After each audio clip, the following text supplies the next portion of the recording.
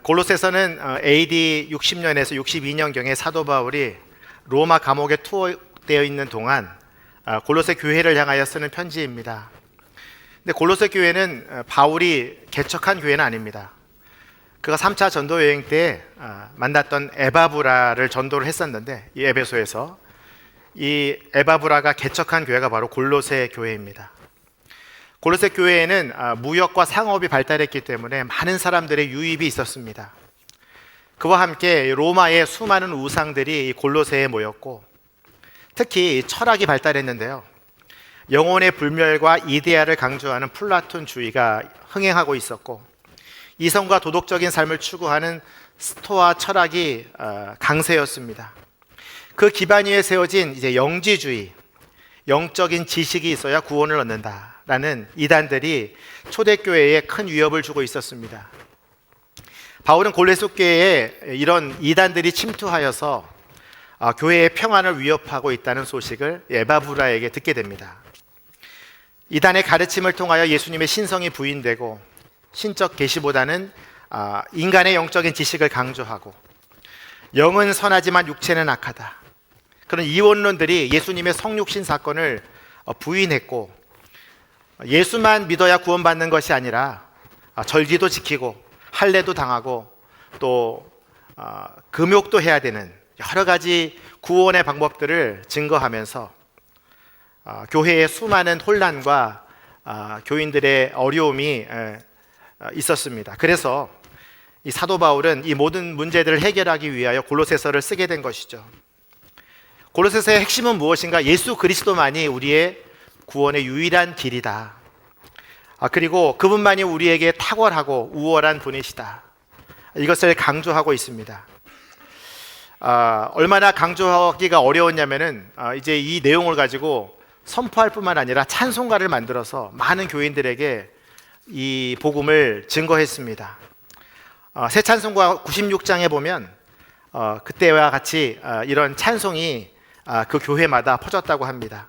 예수님은 누구신가라는 찬송인데요, 예수님은 어떤 분인가? 제가 한번 불러보겠습니다. 4절 가사인데요, 예수님은 누구신가? 온 교회의 머리와 온 세상의 구주시며 모든 왕의 왕이요 심판하실 주님 되고 우리 영광 되시네. 모일 때마다 이러한 찬양을 부르면서 예수님이 누구신가? 그분은 우리의 교회의 머리이시고 온 세상의 구주이시고 왕 중의 왕이시고 최종 심판자가 되실 예수 그리스도이시다. 오늘 그 말씀에 대하여 골로새 기자는 이 세 가지로 예수님을 설명하고 있습니다. 먼저 첫 번째, 예수님은 만물의 창조자이고 통치자이시다. 오늘 본문 말씀 15절에서 16절 말씀을 같이 한번 읽겠습니다. 시작. 하나님의 아들은 보이지 않는 하나님의 형상이요 모든 피조물보다 먼저 나신 분이십니다. 이는 하늘과 땅에 있는 모든 것들, 곧 보이는 것들과 보이지 않는 것들, 보좌들과 주권들과 권력들과 권세들이 하나님의 아들 안에서 창조됐기 때문입니다. 만물이 아들로 인해 창조됐고 아들을 위해 창조됐습니다. 예수님은 보이지 않는 하나님의 형상이다.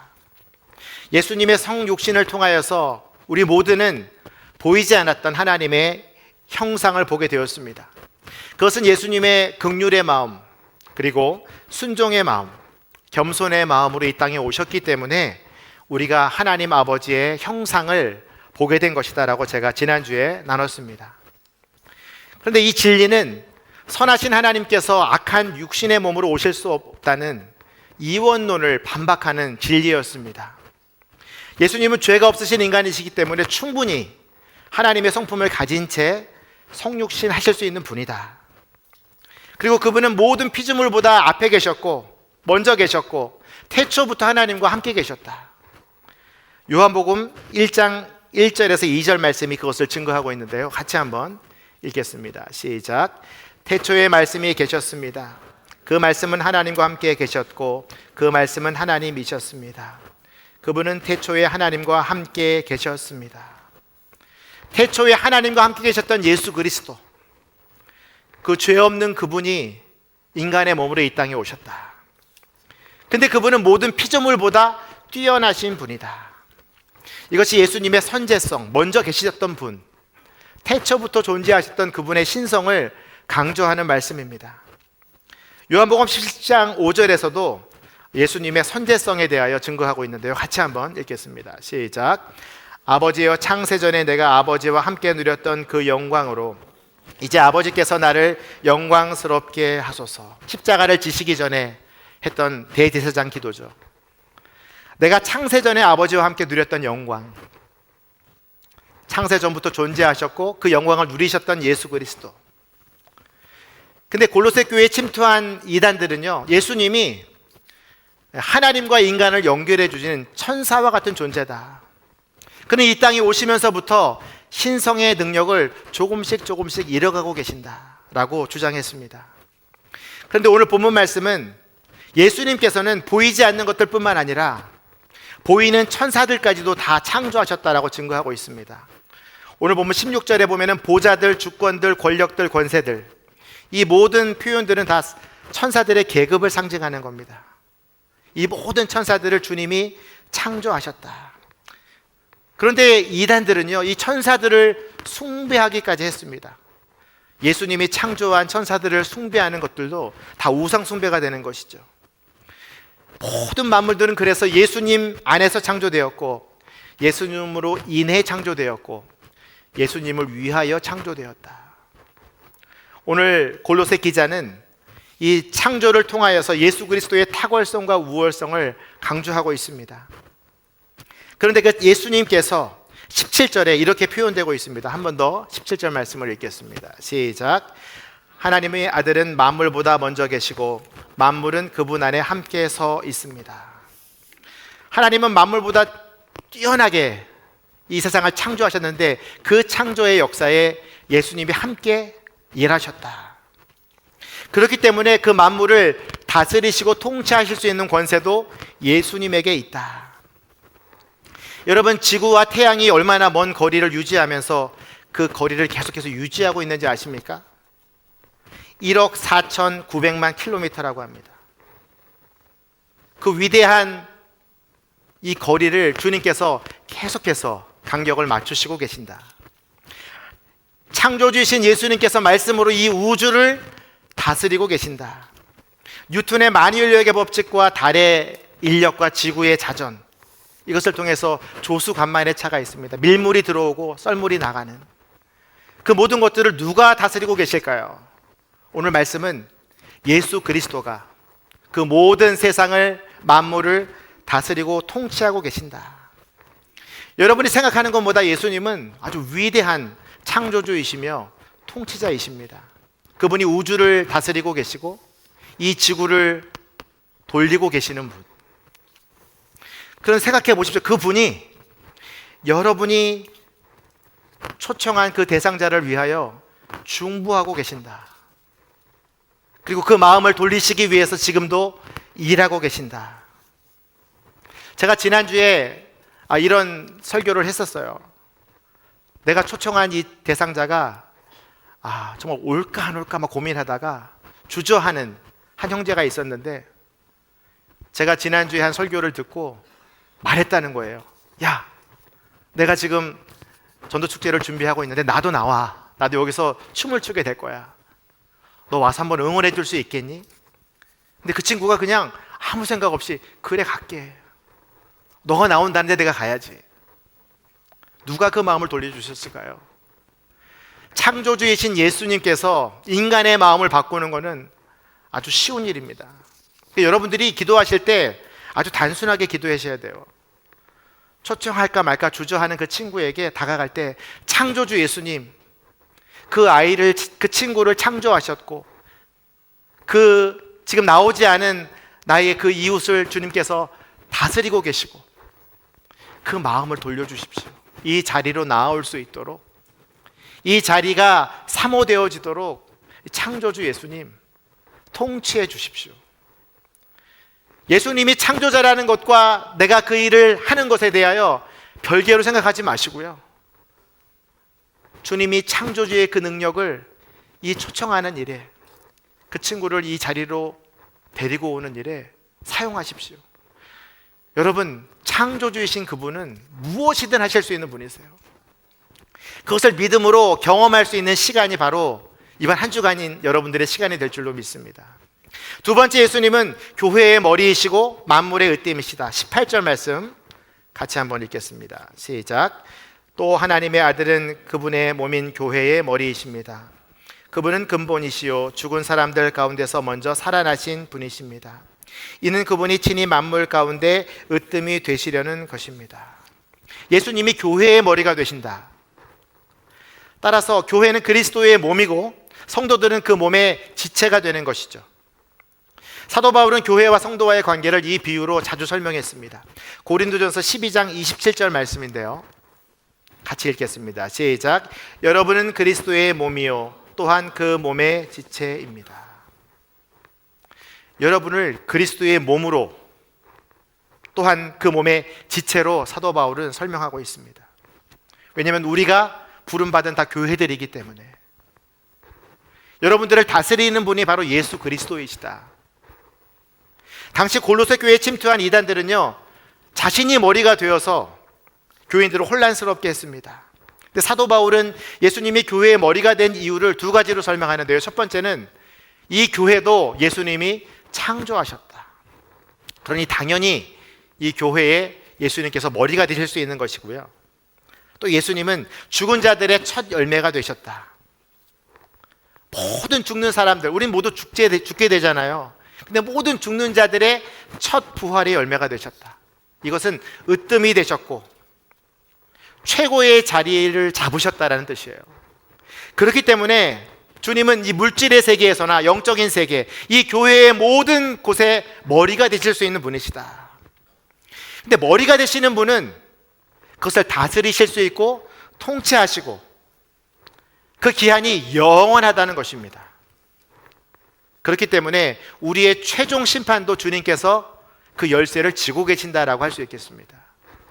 사망과 음부의 열쇠를 가지신 예수 그리스도, 그분이 우리의 교회의 머리가 되셔서 우리를 지체 삼으셔서 하나님의 나라에까지 우리를 인도하시는 분이시다. 그렇기 때문에 그분께 모든 사람들이 영광 돌리고 예배하게 되는 것이죠. 빌립보서 2장 10절 말씀입니다. 같이 한번 읽겠습니다. 시작. 이는 하늘과 땅과 땅 아래에 있는 모든 사람들이 예수의 이름 앞에 무릎을 꿇게 하시고. 여러분, 지금 여러분들만 여기서 예배하는 것이 아닙니다. 전 세계에 25년 기준으로 26억 명이 이 기독교인 인구인데요. 지금 이 26억 명이 지금 이 자리, 이 시간에 주님 앞에서 예배하고 있는 것을 보면 주님은 정말로 이 땅의 모든 이름보다 뛰어난 이름이심이 분명하다는 것입니다. 그분의 이름이 지금 높임을 받고 있고 예배를 받고 있다는 것은 그분이 만물의 으뜸이시고 이 교회를 다스리시는 머리라는 확실한 증거가 되는 거죠. 그리고 최종 우리를 심판하시는 예수 그리스도. 계시록 1장 18절 말씀입니다. 같이 한번 읽겠습니다. 시작. 나는 살아있는 자다. 나는 죽었었으나 보라. 나는 영원토록 살아있는 자니 나는 죽음과 음부의 열쇠들을 가지고 있다. 예수 그리스도께서 죽음과 음부의 열쇠를 가지고 있다. 다시 말하면 천국의 열쇠도 가지고 계신다.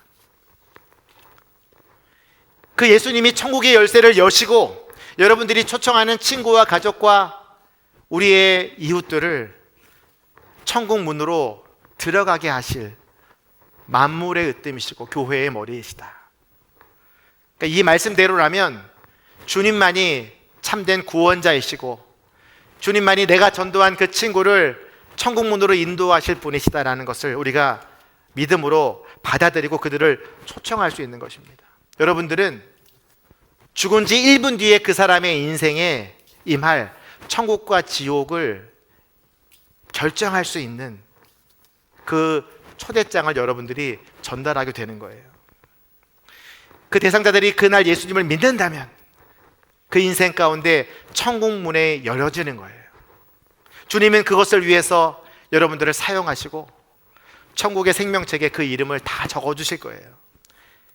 그리고 그 일을 시작하신 주님께서 끝까지 그 친구를, 그 이웃을, 그 가족을, 자녀를 책임지시고 구원의 문으로, 천국의 문으로 인도하시는 것이죠.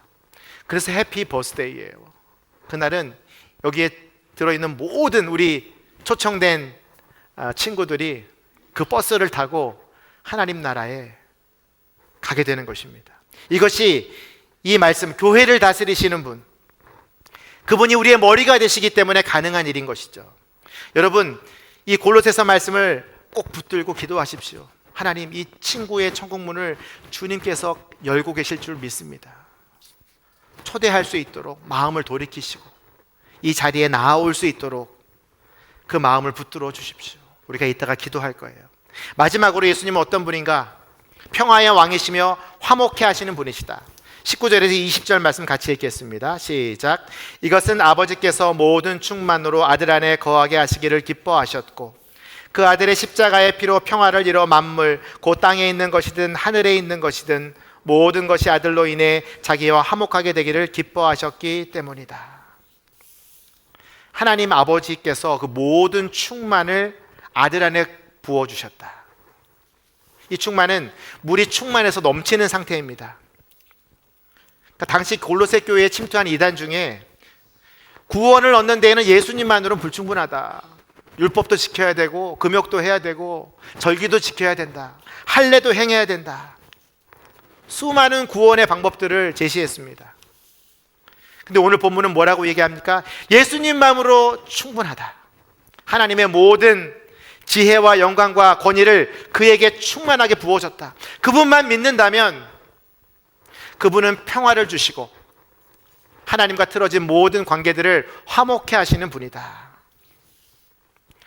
그리고 그 아들 안에 거하는 충만은요, 언제까지 유효하냐면 영원까지 유효한 거예요. 잠시 머무는 것이 아니라 예수님 안에 충만한 역사가 영원토록 계속되는 겁니다. 그러니까 그분은 충분히 우리를 화목해 하기에 능력 있는 분이심을 이 골로새 기자가 증거하고 있는 것입니다. 왜 평화를 이룰 수 있을까? 그분은 십자가에서 자기의 모든 피를 다 쏟아내셨습니다. 이것이 바로 그의 탁월한 점인데요. 왜 예수님의 피 흘림이 탁월함을 보여주는 것일까? 아담이 죄를 지어서 모든 인류가 타락했기 때문에 사망으로 치닫을 수밖에 없었기 때문에 그것을 해결할 수 있는 것은 죄 없는 자의 피였습니다. 히브리서 9장 22절 말씀인데요. 같이 한번 읽겠습니다. 시작. 율법을 따르면 거의 모든 것이 피로 깨끗해집니다. 참으로 피 흘림이 없으면 죄 사함도 없습니다. 구약 시대에 뿌려진 수많은 양들과 그 제물들의 피는요, 그 한 사람의 그 시간의 죄만 용서할 수 있는 피였지만 예수님의 피는 그 단 한 번의 제사로 그의 현재와 과거와 미래의 모든 죄를 용서하실 수 있는 대단한 위대한 피 흘림의 제사였던 것입니다. 그리하여 모든 이들이 그 피 흘림 때문에 하나님과 화목하게 될 수 있는 거예요. 하나님의 소원은 뭐냐면 모든 만물을 창조하시고 다시 그들이 하나님의 나라를 누리기를 원하시고 하나님과 화목하기를 원하셨던 것입니다. 그래서 20절 하반절에 보면 모든 것이 아들로 인해 자기와 화목하게 되기를 기뻐하셨다. 하나님은 여러분들이 초대한 그 친구들과 화목하기를 원하시는 소원을 갖고 계십니다. 그래서 우리가 지금 이 성탄 전도 축제를 할 수밖에 없는 거예요. 왜냐하면 하나님이 가장 기뻐하시는 사역은 무엇일까? 우리가 지난번에 연탄도 나르고 아울리치도 가고 뭐 수많은 행사들을 해왔잖아요. 근데 제가 장담하는데 하나님이 너무너무 기뻐하시는 행사는 이번 다음 주에 있을 성탄 전도 축제입니다. 왜냐하면 그들이 하나님과 화목하기를 원하시고 그것을 기뻐하셨기 때문에 아들을 보내신 것 아닙니까? 여러분들이 그들을 초대하여서 우리가 정성껏 준비한 복음의 공연들을 보여주고 또 제가 복음의 메시지를 선포해서 그들이 결신하는 그 순간을 하나님은 엄청 기뻐하시고 기다리고 계십니다. 마태복음 3장 17절 말씀인데요. 아마 그때 이 말씀을 하실 거예요. 함께 읽겠습니다. 시작. 그리고 하늘에서 소리가 들려왔습니다. 이는 내가 사랑하는 아들이다. 내가 그를 매우 기뻐한다. 이 말씀은 예수님이 세례를 받으시고 요단강에 올라오실 때 하늘이 열리고 비둘기가 성령처럼 임해서 하늘에서 들렸던 음성이에요. 근데 그렇게 기뻐하고 그렇게 사랑하는 아들을 잃어버린 영혼들을 위해 이 땅에 보내주셨잖아요. 그러니까 하나님은 분명히 다음 주 이 자리에서 그 영혼들이 돌아올 때에 이 말씀을 선포하실 거예요. 여러분, 하나님의 음성을 듣게 될 것이고 하늘이 열리는 것을 보게 될 거예요. 기대하십시오. 이는 내 사랑하는 아들이요 내 기뻐하는 자라. 이 사랑의 음성이 춤으로 변화된 사건이 있습니다. 누가복음 15장에 집 나간 탕자가 돌아왔을 때 이야기인데요. 24절 25절 말씀을 같이 한번 읽겠습니다. 시작. 내 아들이 죽었다가 다시 살아났다. 이 아들을 잃었다가 이제 찾았다. 이렇게 그들은 잔치를 벌이기 시작했다. 그런데 큰아들은 들에 나가 있었다. 그가 집 가까이에 이르렀을 때 음악과 춤추는 소리가 들렸다. 아들을 되찾은 하나님 아버지는요, 살찐 송아지를 잡으시고 잔치를 베풀고 음악과 춤으로 기뻐하시는 아버지이시다. 이것이 하나님의 마음이고 이것이 만물의 으뜸이신 예수님의 마음이에요. 하나님은 너무나 간절하게 여러분들을 통해서 그 작은 아들이 돌아오기를 기다리고 계시는데 이 성전 문 밖에서 기다리고 계세요. 그리고 그 자녀들이 이 문으로 들어오는 순간 기뻐서 춤을 추시겠다고 약속하십니다.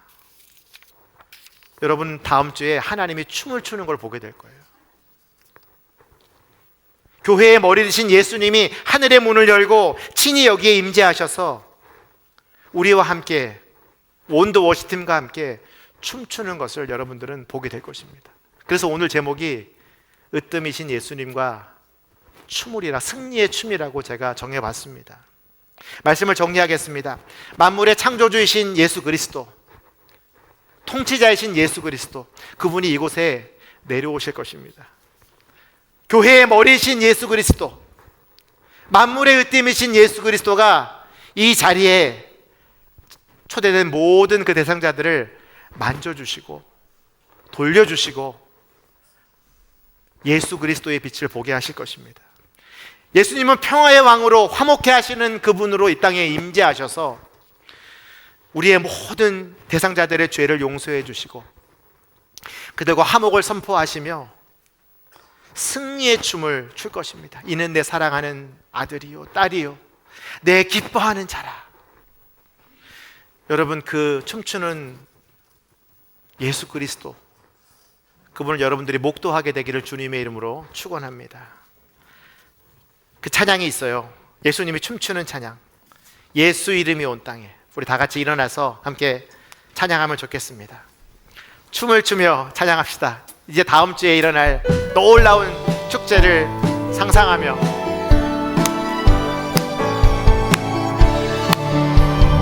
예수 이름이 온 땅에 퍼져가네. 잃어버린